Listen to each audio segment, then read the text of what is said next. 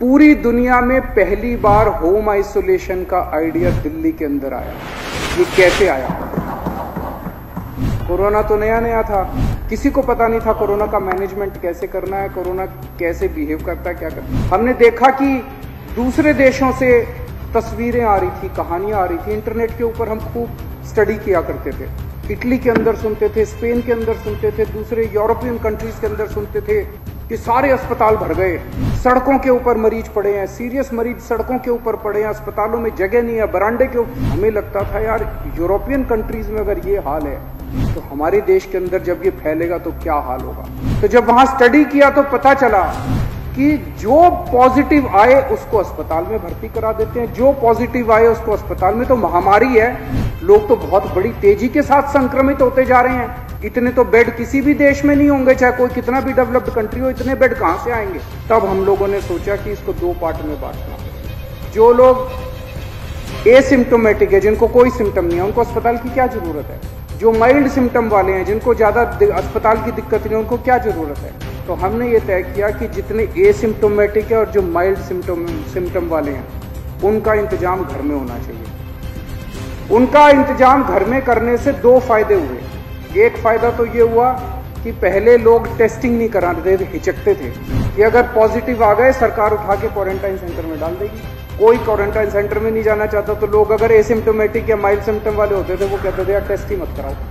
अब जैसे ही हमने कहा होम, आप अपने घर में ठीक हो जाओगे।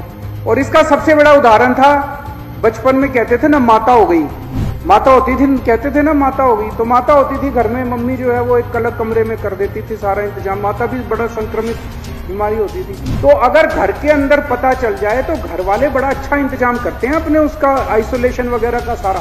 कुछ लोग कहते हैं घर के अंदर सबको फैल जाएगा, सबको नहीं फैलेगा, बाहर फैलेगा सबको। अस्पताल वाले उतना अच्छा इंतजाम नहीं करेंगे जितना घर वाले अपना अच्छा इंतजाम कर देते हैं। तो उससे हमने करके इनका इंतजाम करा। रोज सुबह शाम डॉक्टर फोन करता है, उनसे पूछता है कि भाई हाँ ठीक ठाक हो, टेम्परेचर कितना है, ऑक्सीजन कितनी है, ऑक्सीमीटर उनको दिया। और उनके आज मैं आपको डेटा देना चाहता हूं, अभी तक 1,15,254 लोगों का हम घर पे इलाज कर चुके हैं। इनमें से 16,568 लोग अभी फिलहाल होम आइसोलेशन में हैं और 96,288 लोग ठीक हो चुके हैं घर में। 1,15,254 में से आप सोचिए डेथ कितने लोगों को हुई है? मात्र 30 लोगों की। 1.25 लाख लोगों में से मात्र 30 लोगों की होम आइसोलेशन में डेथ हुई। ये फिगर आती है 0.03%।